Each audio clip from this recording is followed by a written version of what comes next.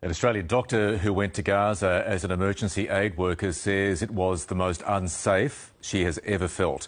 Dr. Amy Nielsen has worked in a number of flashpoints around the world previously, but says Gaza is the most dangerous combat zone she has been in. Amy joins us now from Tamworth in northern New South Wales. Amy, good morning to you. Take us through, if you can, your lived experience on the ground there trying to provide aid while you're in Gaza. Michael, it's a really difficult time.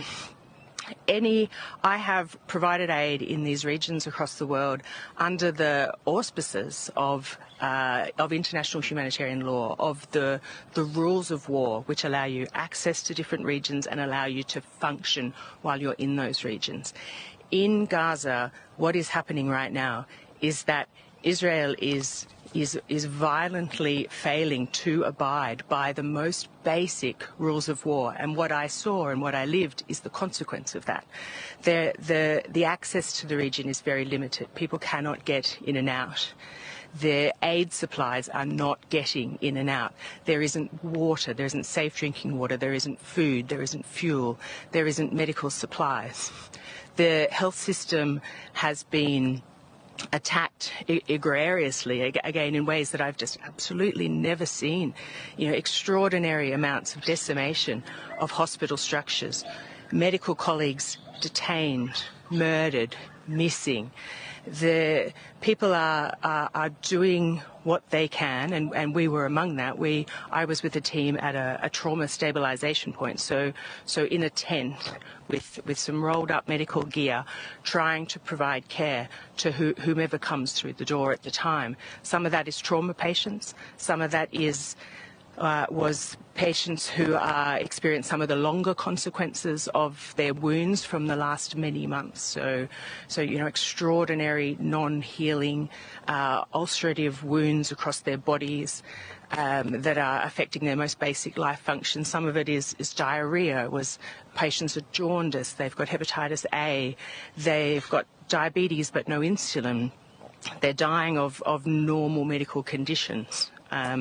So this capacity to normally function and to normally know that medical care is respected is absolutely gone. Amy, what are the consequences if that conflict doesn't end anytime soon for the people of Gaza? Michael, I believe this to be a genocide. The consequences are the continuing decimation of Gaza, of Palestine, and the continuing loss of any form of life for the Palestinian people. People are not only experiencing this extraordinary violence which needs to stop in terms of a ceasefire, but they are living under this siege which needs to stop. Their life is kind of gone for a lot of people. They describe not being able to plan, not being able to hope. Schools have been bombed, again returning to the basics of the rules of war. This isn't just a war between combatants, this is a war on the civilians of Gaza, and the consequence for this to go on will be increased loss of life of civilians of Gaza and increased inability to function. Children won't go to school, universities have been bombed, medical care, which is down to from a trickle to a drip, will become nothing at all. Dr. Amy Nielsen, really appreciate you coming on and talking about your experience in Gaza this morning. Thank you, and please take care. Thanks, Michael.